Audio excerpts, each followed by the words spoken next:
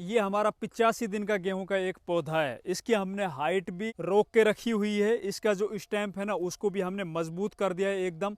और इसके जो पत्तियां हैं ना, विशेषकर जो ये इसकी फ्लैग लीफ है, झंडा पत्ती है, उसको भी हमने बिल्कुल अभी तक हरा भरा और चौड़ा, लंबा और एकदम गबरू बना के रखा हुआ है। अभी इससे आगे जब बाली के अंदर दानों की भराई होगी, दानों का वजन बढ़ेगा, दानों के अंदर दूध भराई का टाइम आएगा, उस टाइम के ऊपर 45% योगदान होगा इस फ्लैग लीफ का, लगभग 25% योगदान होगा इस दूसरे पत्ते का और 22% योगदान होगा इस बाली का।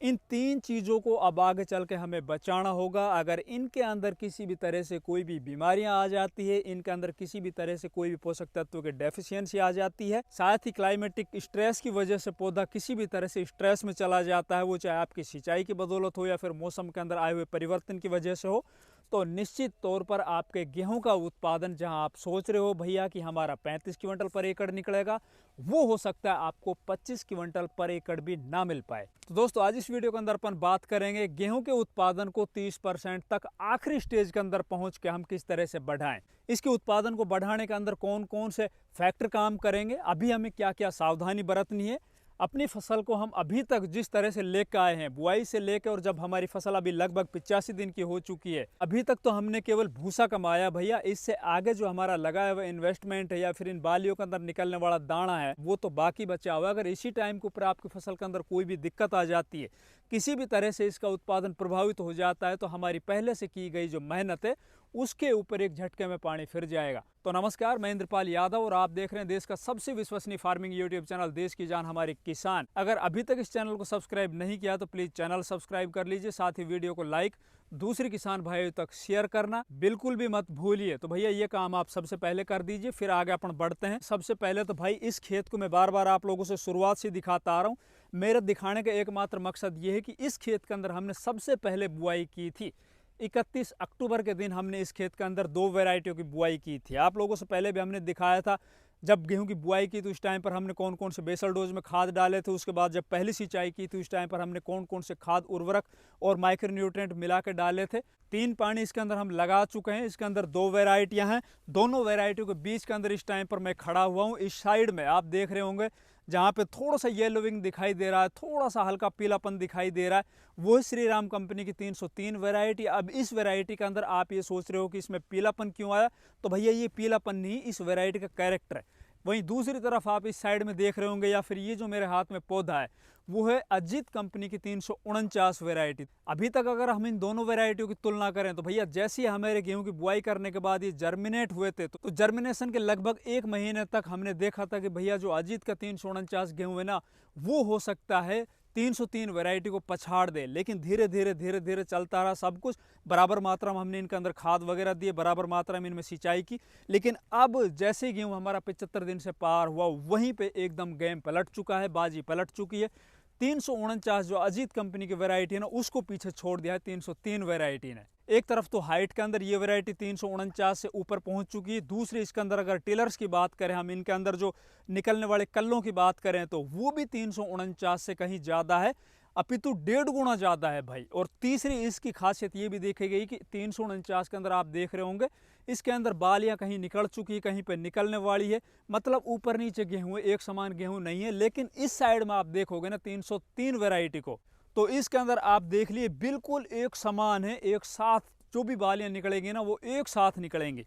तो अभी तक तो जहां तक हमारी इन दोनों वैरायटी को अगर अपन तुलना करें तो भाई मेरे को लगता है कि 303 वैरायटी है ना, वो शायद 349 से ज़्यादा उत्पादन ले जाएगी। बाकी उत्पादन जो भी निकलेगा आगे आप लोगों को मैं सभी उत्पादन भी दिखाऊंगा, इनके हार्वेस्टिंग के टाइम पर, इनकी थ्रेशरिंग के टाइम पर भी। इनके अलावा भी हमारे पास 6 वैरायटियाँ लगी हुई है। इन सभी वैरायटियों के अंदर सबसे ज़्यादा जिस वैरायटी का उत्पादन निकलेगा आप लोगों के लिए मैं अलग से वीडियो तैयार करूंगा, उसके अंदर बताऊंगा। बहरहाल इस वीडियो के अंदर अपन बात करते हैं, अगर आपने अगेती बुआई कर रखी है, आपकी गेहूं की फसल है वो 80, 90 या 100 दिन के लगभग पहुंच चुकी है, तो अपन को क्या करना है। अगर आपने गेहूं की बुआई लेट की थी और वो आपके गेहूं अभी लगभग 60 या 70 दिन के हुए, तो उनके अंदर हमें क्या करना है। तीसरा, अगर आपने पछीती बुआई भी की थी, उसके अंदर गेहूं वो चल नहीं पा रहे, उनकी ग्रोथ है वो रुकी हुई, किसी भी तरह से उसके अंदर प्रॉब्लम आ रही, आप अपनी फसल को देख के खुश नहीं हो, तो उसके अंदर इस टाइम के ऊपर क्या करें। तो उनमें सबसे पहले तो अपन बात कर लेते हैं जिन किसान भाइयों ने पछेती गेहूं की बुआई की थी, जो धान वाले किसान थे या फिर जिनके खेत बाद में खाली हुए थे और बहुत लेट उनकी बिजाई हुई थी। अभी गेहूं में या तो ज़्यादा सिंचाई की वजह से या फिर किसी भी वजह से गेहूं है ना वो अच्छे से ग्रोथ नहीं कर पा रहे हैं, गेहूं है वो रुके हुए हैं। तो उनके अंदर हमें क्या करना है, तो भाई देखो उनके अंदर आपको एक स्प्रे करनी है। स्प्रे के अंदर आपको 1 किलो 1261 जो NPK आता है ना, NPK 1261 वो लेना है। लगभग 1 किलो यूरिया आपको लेना है, कोई ह्यूमिक एसिड लेना है।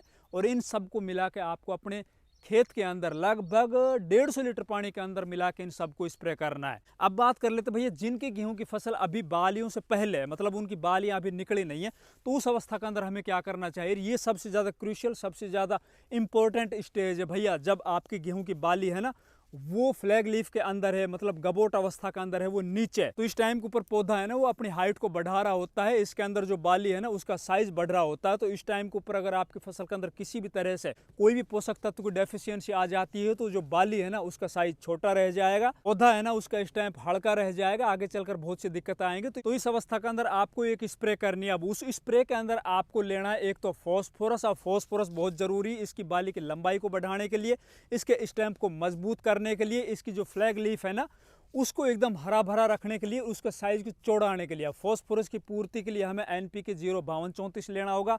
मैंने पिछले वीडियो में आप लोगों से बोला था कि NPK 05234 गेहूं फसल के अंदर किसी वरदान से कम नहीं है। ये एक स्प्रे आपको जरूर करनी चाहिए। और स्प्रे का जो टाइम है ना एकदम सही, वो है 70 दिन से लेकर 85 दिन से पहले, मतलब इसके अंदर बालियां निकलने से पहले, जब आपकी फसल गबोट अवस्था के अंदर होती है, फ्लैग लीफ अवस्था के अंदर होती है, उस टाइम के ऊपर ये आपको स्प्रे करना है। इसके अंदर 52% फॉस्फोरस मिल जाएगा, जिसकी बदौलत आपकी बाली का साइज बढ़ेगा, इसका जो तना है वो मोटा होगा, फ्लैग लीफ है ना वो चौड़ी होगी और एकदम हरी भरी और एकदम स्वस्थ रहेगी। दूसरे इसके अंदर 34% पोटास मिलता है। तो भैया इस अवस्था के अंदर 34% पोटास की भी आवश्यकता होती है, ताकि आपकी फसल एक तो स्ट्रेस से लड़ सके। अगर इस टाइम के ऊपर किसी भी तरह से आप सिंचाई ना कर पाओ, ज़्यादा सर्दी पड़ जाए, पाड़ा जम जाए, या फिर और कोई क्लाइमेटिक स्ट्रेस आ जाए, या फिर आपने कोई भी वीडिसाइड की स्प्रे की थी उसका स्ट्रेस है, तो उस स्ट्रेस से बचाने के लिए 34% जो इसके अंदर पोटास है ना वो काम करेगी। इसके साथ आपको एक और चीज़ मिलानी है। अगर आपकी जो वेराइटी आपने अपने खेत के अंदर बो रखी, जैसे कि भैया हमने ये वेराइटी 303 लगा रखी है, बहुत से लोगों ने DBW 187 वेराइटी लगा रखी होगी, और अलग अलग तरह की वेराइटियां जिनकी हाइट है ना वो सामान्य से थोड़ी ज़्यादा होती है, तो उनका आगे चलकर गिरने का खतरा होता है।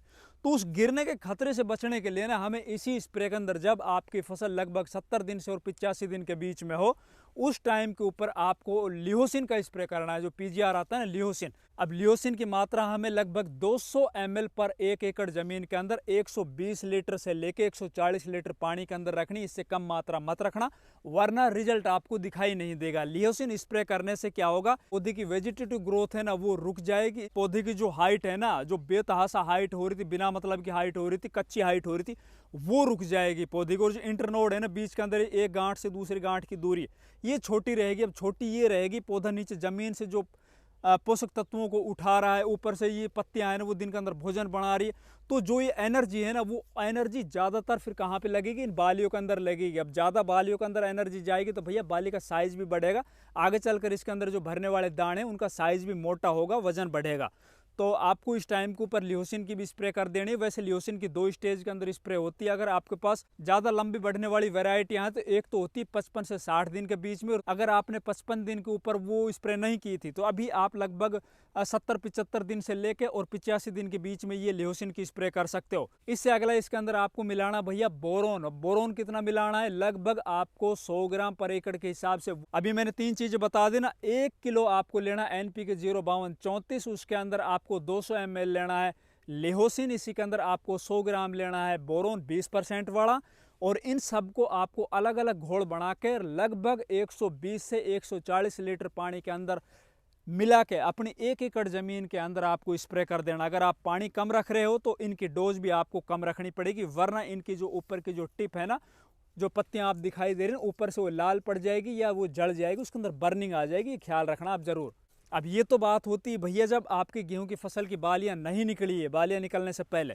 फिर बात करते हैं जिन गेहूं की बालियां बाहर आ चुकी है ना, उनको अब क्या करना चाहिए। अब बालियां बाहर आने के बाद इनके अंदर जो बनने वाले दाने हैं ना उन दानों का साइज मोटा करना है, उनमें वजन बढ़ाना है। जब बाली के अंदर दूध भराई का टाइम आएगा तो उस टाइम पर 75% जो भोजन बनाएगा ना पौधा, वो इस फ्लैग लीफ की बदौलत बनेगा भैया। और इस फ्लैग लीफ की इंपॉर्टेंस अब इससे आगे आगे बढ़ने वाली है। मतलब आपके उत्पादन अब पूरा का पूरा दारोमदार इस फ्लैग लीफ के ऊपर आएगा। तो इसको आपको इस टाइम के ऊपर स्वस्थ रखना है। स्वस्थ रखने के लिए एक तो आपको ये ख्याल रखना है कि भाई हमारे खेत के अंदर कोई भी रस्ट संबंधित बीमारी ना आ जाए। इसके अंदर जो फंगस जनित बीमारी लगती है ना, उससे अपनी फसल को बचा के रखना। अगर आपको ऐसा लगता है कि भाई हमारे खेत के अंदर फंगस जनित बीमारी है, जो कि येलो रस्ट आता है अक्सर इस टाइम के ऊपर ना, जैसे ही आप अपने गेहूं की इस फ्लैग लीफ के ऊपर या किसी भी पत्ती के ऊपर यूं हाथ से यूं खींचोगे और हाथ के ऊपर आपको पीलापन दिखाई देता है, तो आपको उसी टाइम बगैर कोई देरी किए हुए इसके अंदर फंजीसाइड का स्प्रे करना होगा। वैसे आप जो ये NPK 05234 का स्प्रे करने जा रहे हो, उसके अंदर भी आप टेबुकोनाजोल फंजीसाइड लगभग 200 ml पर 1 एकड़ जमीन के अंदर 120 लीटर पानी में मिला के स्प्रे कर सकते हो। अब बात कर रहे थे अपन, जब बालियां बाहर आ जाती हैं उस टाइम के ऊपर हमें क्या करना है। तो भैया बालियां बाहर आने के बाद इसके अंदर आपको स्प्रे करनी है पोटास। क्या पोटास कौन सा है? NPK 0050 1 किलो पर एकड़ के हिसाब से लगभग 135 से और 150 लीटर पानी के अंदर आपको मिला के स्प्रे कर देना है। इसके अंदर आपको कुछ नहीं मिलाना है। हमारी फसल के जो नीचे जड़ें हैं ना, वो जड़ें जब जमीन से वाटर और मिनरल्स उठाएगी, जो हम सिंचाई करेंगे आगे चलकर, उनको, और जो ये हमारी फ्लैग लीफ है या दूसरी पत्तियां हैं ना, ये जब दिन के अंदर भोजन बनाएगी, उन सबको लेके और इन बालियों के दानों तक पहुंचाने का जो काम करेगी, वो भाई पोटास काम करेगी। तो इस टाइम पर आपकी पोटास की स्प्रे लगभग 150-200 रुपए की आएगी। ज़्यादा बड़ी चीज़ नहीं भैया। वो स्प्रे आपके उत्पादन को बहुत तेज़ी से बढ़ाएगी। आप निश्चित तौर पर इस स्प्रे को कीजिए। धन्यवाद।